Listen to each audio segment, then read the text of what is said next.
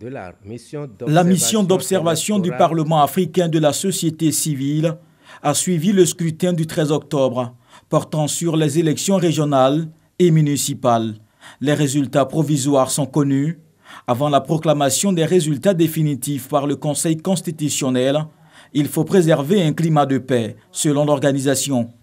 La mission du Parlement africain de la société civile salue la cohésion sociale actuelle, chèrement acquise, et invite la population au calme à maintenir son objectif de réconciliation nationale et de progrès social. La mission du Parlement africain de la société civile exhorte les différents acteurs du processus au respect du code électoral et invite toute la classe politique et le peuple ivoirien à accepter les résultats et, en cas de contestation, à recourir aux institutions en charge du contentieux électoral. En plus de cet appel au calme, la mission encourage les médias à plus de professionnalisme et à ne pas tomber dans la manipulation. L'Union africaine face aux défis de la paix et de la sécurité. Préparer un avenir stable. C'est le titre de la nouvelle publication de la Fondation Konrad Adenauer.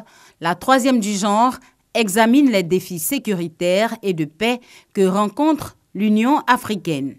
On a vu que l'importance de ce thème de la sécurité est très grande. On a besoin de solutions régionales et pas nationales. Et pour cette raison, on a fait les études pour poser la question quelles sont les solutions régionales et quels sont les rôles des organisations régionales et internationales sur l'Afrique subsaharienne. Dr Aïcha Pemboura et le général Fernand Amoussou, tous deux co-auteurs de cet ouvrage, ont au cours de la cérémonie de lancement présenté la méthodologie de l'étude et relevé quelques recommandations faites. Nous avons souhaité une clarification du rôle de l'Union africaine, de ses relations avec les communautés économiques et régionales. Nous avons souhaité aussi que les communautés économiques et régionales continuent de mettre plus l'accent sur les questions économiques parce que nous avons estimé que les difficultés économiques, le sous-développement constituent aussi des facteurs d'insécurité. Plusieurs personnalités étaient présentes lors de cette cérémonie de lancement. Elles ont également apporté leur contribution à l'étude de la Fondation Konrad Adenauer. Créée en 1955, cette fondation, présente dans 120 pays à travers le monde, est engagée dans l'éducation, dans la coopération internationale pour la paix, la liberté et la justice.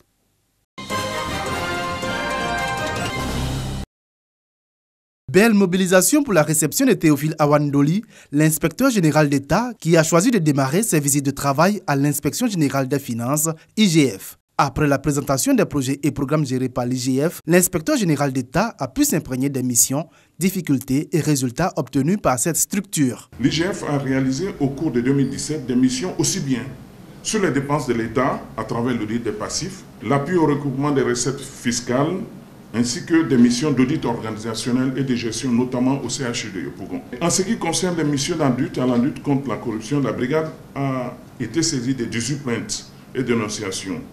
Elle a par ailleurs traité 9 dossiers dont certains ont été transmis par voie hiérarchique à la haute autorité pour la bonne gouvernance. Des résultats salués par l'inspecteur général d'État qui se propose d'accompagner l'IGF dans le cadre de l'amélioration de ses conditions de travail et matérielles. Ils ont posé plusieurs problèmes, des problèmes d'effectifs, les problèmes de locaux et bien sûr les problèmes de moyens financiers pour faire les audits et les inspections. Ce sont des problèmes qui sont communs en réalité à toutes les structures d'inspection, y compris l'inspection générale d'État. Et je leur ai dit qu'en tout cas, je continuerai le plaidoyer auprès du président de la République et du gouvernement sur ces sujets-là. L'inspection générale des finances est une institution financière de bonne gouvernance dont les missions se déclinent entre autres au contrôle financier et comptable, d'audit et d'évaluation des sociétés d'État, à la lutte contre la fraude et la corruption.